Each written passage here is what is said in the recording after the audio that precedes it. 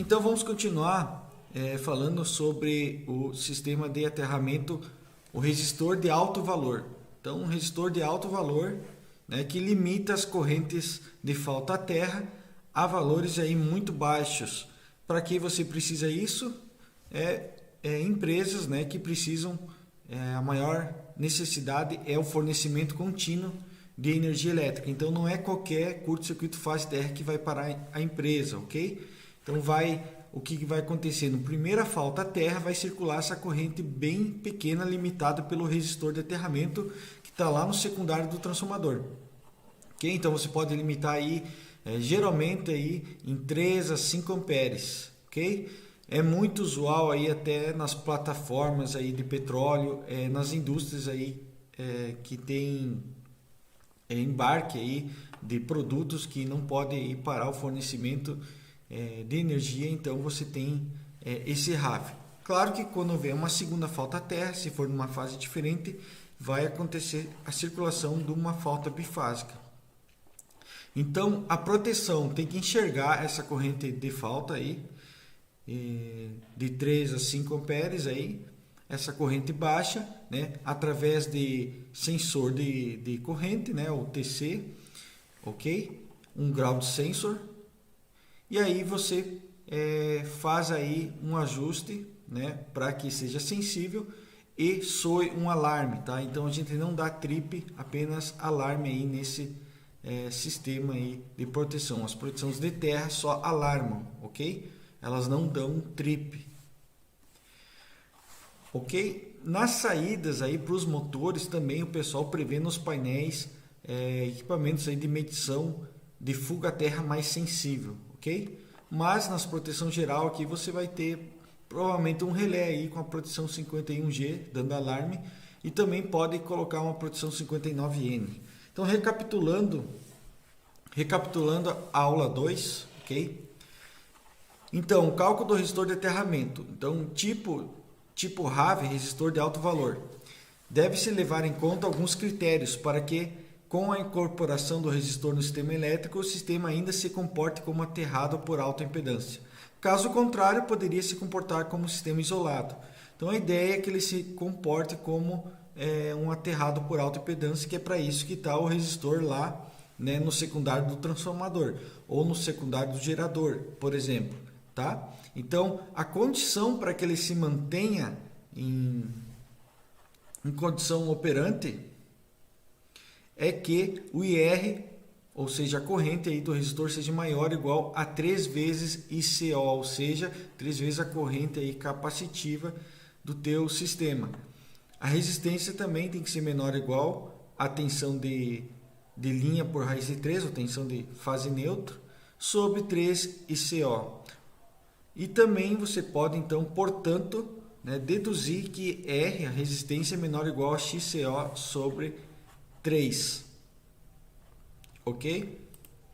Então, é só recapitulando. Então, aqui, então, geralmente você vai encontrar um sistema assim, que você tem o RAV no secundário do transformador.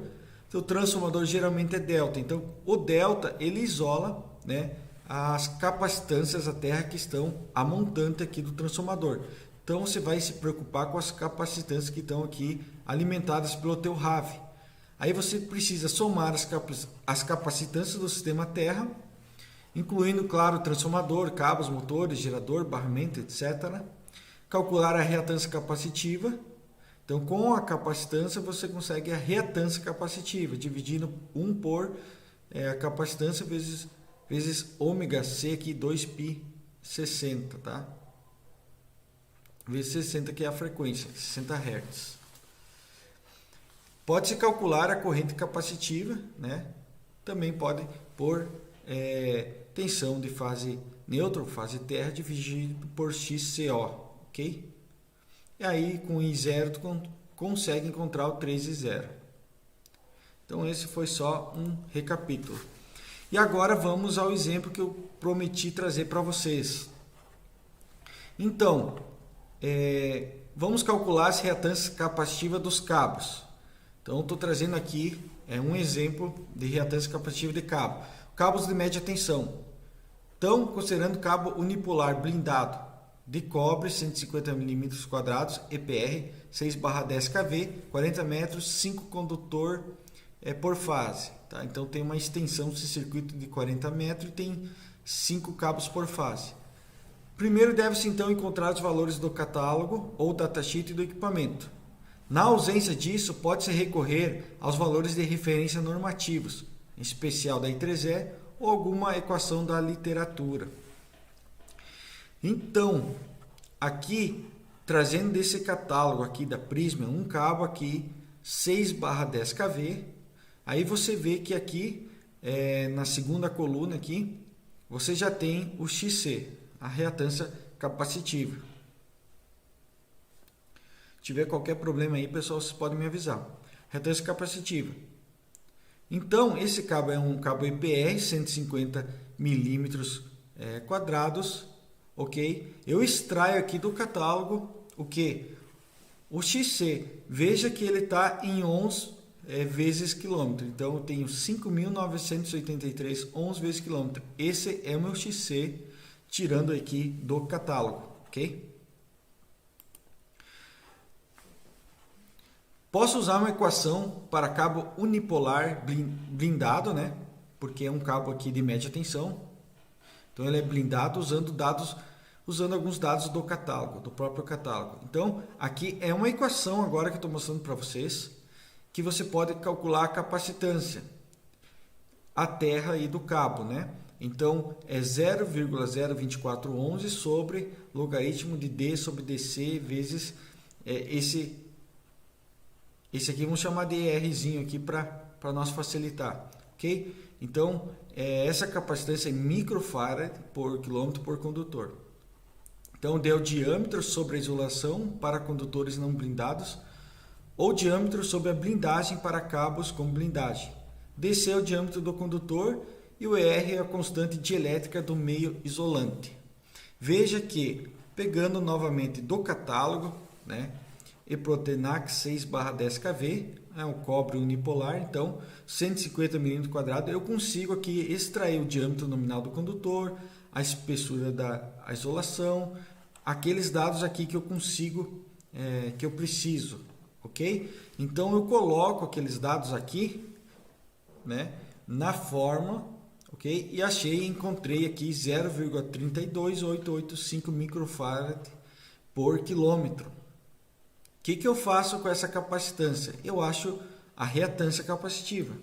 Então, meu XC é igual, por que 10/6? 10/6 porque minha capacitância está em microfarad. Okay? Aí eu consigo entrar na forma da capacitância aqui em microfarad mesmo, tá bom? Somente isso. E aí eu aplico a forma conhecida de vocês aí e encontro o meu XC igual a 8.066 ohms vezes quilômetro, ok? Eu tenho outra forma de calcular, coloquei mais de uma fórmula aí para cabo de média tensão para vocês.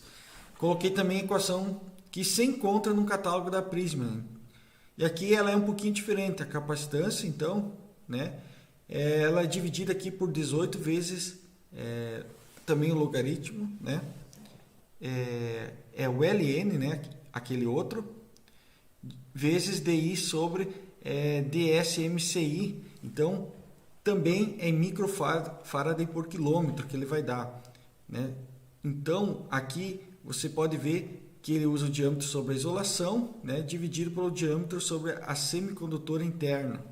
Então, é uma outra forma de calcular. Veja aqui que é um cabo que aparece a blindagem, né? Aparece a isolação aqui sobre a blindagem, sobre o cabo, o diâmetro do cabo, aqui a capinha, tá? Ok? Que tem o diâmetro sobre a semicondutora interna. Então, aplicando aqui, e você encontra então essa capacitância aqui em 0,61092 microfarad por quilômetro, e meu XC aqui vai dar 4.341 ohms vezes quilômetro.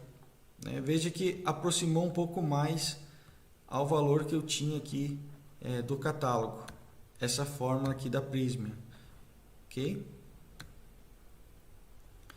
Existe uma outra equação também que está no livro Cabos de Energia. Então, eu tenho a minha capacitância do cabo, né? Para cabo blindado, vale essa fórmula, né? De 0,0556 vezes o R sobre o logaritmo, o Ln, né? 1 mais 2T sobre DC mais 2E, onde o T é a espessura da isolação, DC é o diâmetro do condutor e o E é a espessura da blindagem do condutor, valor médio 0,5. Eu utilizei esse valor médio 0,5 que o livro me deu, ok? O resto eu tirei lá do catálogo, né, os dados, e encontrei aqui um valor semelhante também à fórmula aí que está lá no catálogo da Prysmian com o livro Cabos de Energia. Então cheguei aí 4.434,42 ohms vezes quilômetro, ok? Calculando o XC, então, além do comprimento do cabo, preciso levar em conta quantos condutores por fase, ok? Então, um exemplo, eu tenho XC, né? Então, você viu que eu tenho 4 XC de maneira diferente aí, que eu mostrei para vocês. Eu tirei, ok? Tirei do catálogo lá o primeiro valor que tinha, né? Direto ali, o valor XC igual a 5.983 ohms vezes quilômetro. Então, foi o que adotei. Comprimento é 40 metros, transformei em quilômetros, 0,04. Condutores por fase são 5. Então, o meu XC, o que é? É o meu XC em ohms por quilômetro dividido pelo comprimento e pela quantidade de condutores por fase. Eu tenho, então, o meu XC aqui para esse circuito de cabo de média são valores por fase à terra, né? Então, eu tenho meu XC aqui de 29.915 ohms. Então, esse aqui é a minha reatância capacitiva, né, desse meu cabo de média tensão. Ok? Esse meu cabo de média tensão, calculei o XC. Lembrando que aqui no catálogo estava em XC ohms vezes quilômetro, eu transformei em XC para ter somente em ohms. E aqui, caso você não tenha o catálogo, esse valor direto do catálogo, nós vamos ver depois o cabo de baixa tensão. Às vezes não é fácil de encontrar direto no catálogo XC. A gente vai usar as equações. Então, se não tivesse aquele XC do catálogo, poderia usar essa equação ali, que é muito usual, essa equação ou essa equação da Prysmian, ou essa equação também aqui do livro Cabos de Energia, que também chegam a valores semelhantes. Ok? Até aqui, pessoal. Então, XC aí para cabos de média tensão. Agora, o segundo passo aqui, eu vou mostrar um exemplo aí para cabos de baixa tensão. No caso, um cabo unipolar de cobre 240 mm², EPR 06/1 kV, 65 metros de comprimento do circuito e 3 condutores por fase. Ok? Então, essa fórmula é muito parecida com a fórmula do cabo aí de média tensão, ok? Só que uma diferença aqui é esse valor aqui, né? De 0,02736, ok? E o outro detalhe é que aqui o D eu não pego direto, né, do catálogo, mas eu faço o que? Ele faz uma pequena fórmula, D1 igual a 3 vezes E1 mais DC mais B. E1 é a espessura da isolação, DC é o diâmetro do condutor, o B é a espessura da capa de isolação e o R é a constante de elétrica do meio isolante. Então eu peguei aqui um catálogo aqui de um cabo de baixa tensão, ok? E aí aqui o que eu tenho? Eu não tenho XC nesse catálogo para mim retirar diretamente, ok? Então, eu vou trabalhar com aquela equação que eu mostrei para vocês agora. Tá bom? Se o vídeo tiver tudo certo aí, vocês me falam. Tá dando um pouquinho de estabilidade para mim. Se tiver tudo certo aí para vocês, põe um joinha aí, um ok aí no chat, tá bom? Uma pequena instabilidade aqui tá mostrando para mim.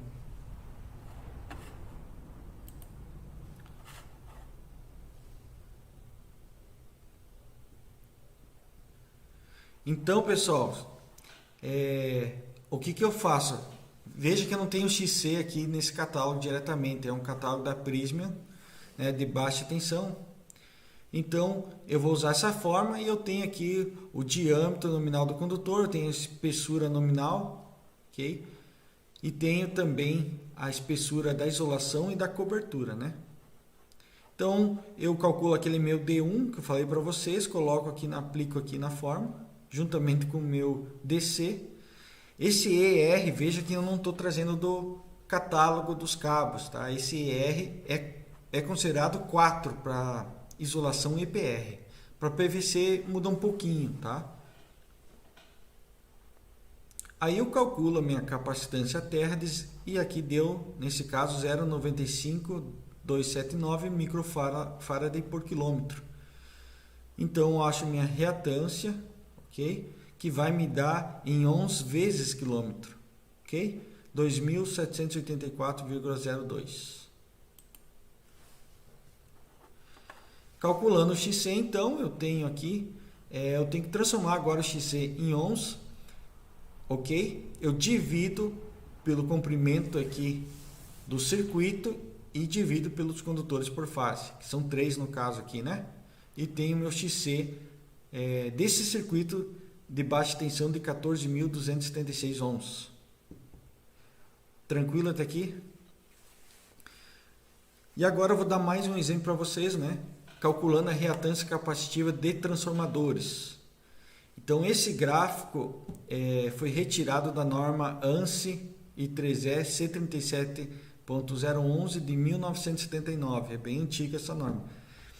E nessa norma aqui da I3E tem várias figuras, né?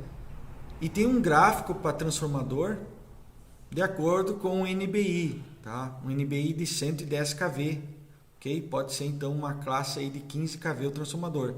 Eu tenho duas retas inclinadas aqui, que você pode usar como valor mínimo e como valor máximo da capacitância por fase em picofarad. E veja que aqui a potência do transformador é por fase.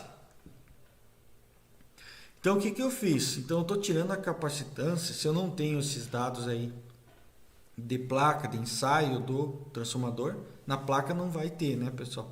Se tiver aí esse dado de ensaio, você consegue. Se não, usando a norma da I3E, classe 15 kV, então, eu tenho aqui o trafo, a potência por fase, e aqui a capacitância mínima e máxima retirada da figura anterior.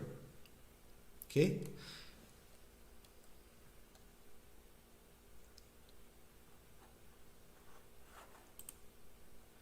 Se vocês puderem, pessoal, assistir no computador, não no celular, no computador, aí vocês podem, vai ficar melhor a imagem para vocês, até porque eu deixei um pouco esmiuçado aqui as letras, tá bom, pessoal? Então, nós estamos falando aqui da capacitância do transformador. Então, um exemplo, um transformador de 3 MVA, tá? Um transformador trifásico de 3 MVA, vai ter o que? Vai ter 1 MVA por fase. Então, eu tenho que procurar na tabela da I3E 1 MVA, a potência de 1 MVA. Apesar de ser um trifásico 3 MVA, por fase dá 1 MVA. E o que eu vou fazer é calcular uma capacitância aqui média. Então, eu vou fazer 1.700 mais 13.200 dividido por 2. Vou ter uma capacitância média e vou colocar aqui na forma da reatância capacitiva. Como eu vou colocar na forma em picofarad, eu vou deixar aqui em cima 10 na 12, ok? E aí eu já saio aqui em ohms.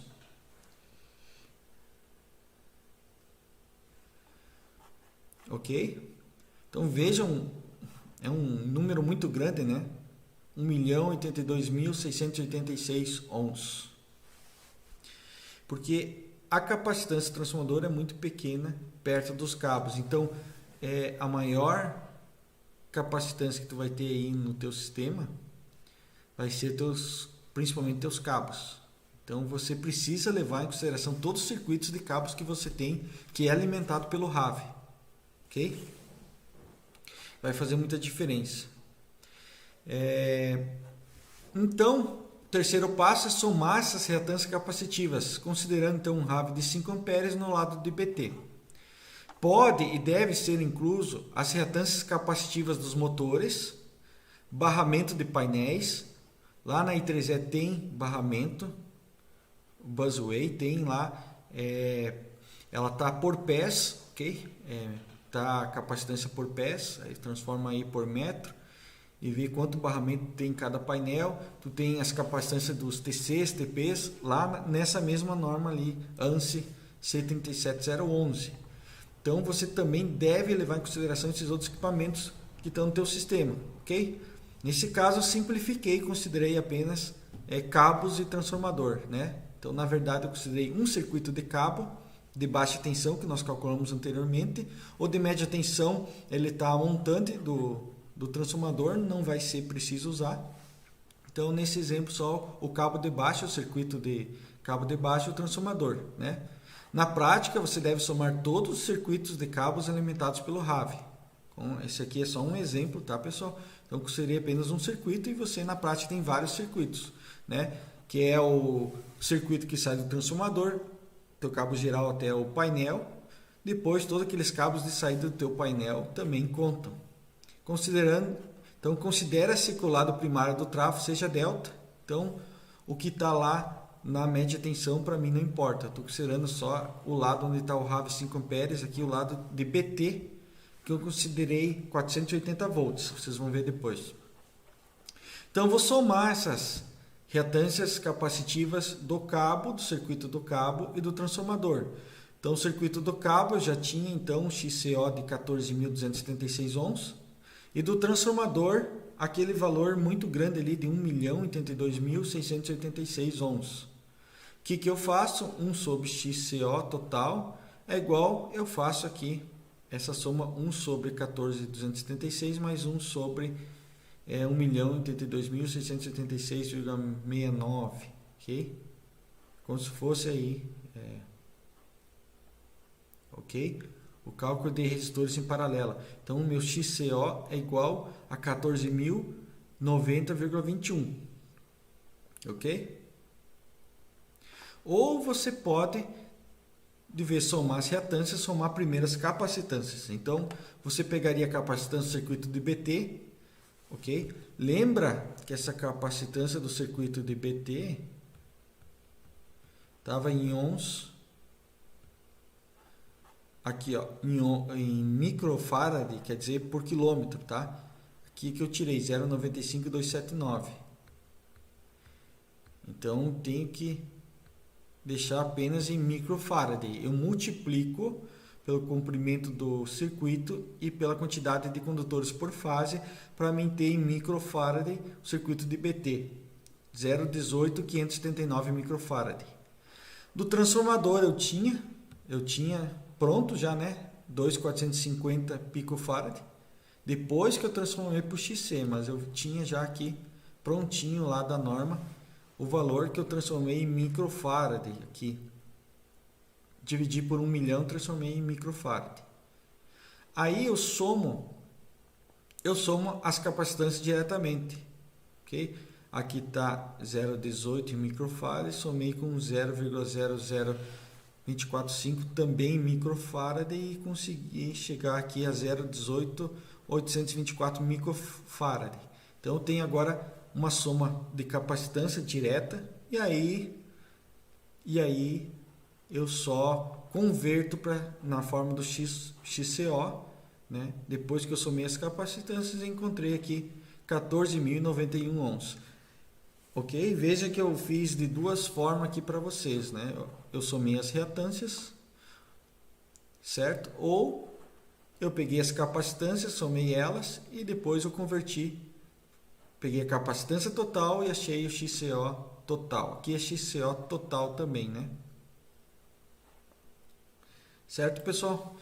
Então, qual que é a condição que eu falei para vocês, né? A condição é que o RAV, né, a resistência aí do resistor de alto valor seja menor ou igual à reatância capacitiva do sistema, onde está o RAV, dividido por 3. Então, o que nós fizemos aqui? O cálculo da reatância capacitiva do sistema 480 volts, né, meu XCO, aquilo que eu falei para vocês, né? Peguei aqui, coloquei minha capacitância total, apliquei na forma, achei meu XCO total, 14.091. O cálculo do RAV de 5 amperes, então em 480 volts vai dar 55,42 ohms. Condição para o sistema ser aterrado por RAV, então ele tem que ser menor ou igual, o RAV, a XCO sobre 3, então 55,42 ohms é menor ou igual que 4.697 ohms. Ou seja, condição ok. Viram, pessoal, de uma maneira bem simples, como vocês verificam se o RAV de vocês está atendendo a condição para que ele seja um sistema aterrado por resistor de alto valor. Certo? Se não atendesse, aí vocês deveriam achar alguma solução para ele não ficar isolado, né? Para ele não se comportar como um sistema isolado. Aí tem que mudar o resistor de aterramento, um exemplo, né?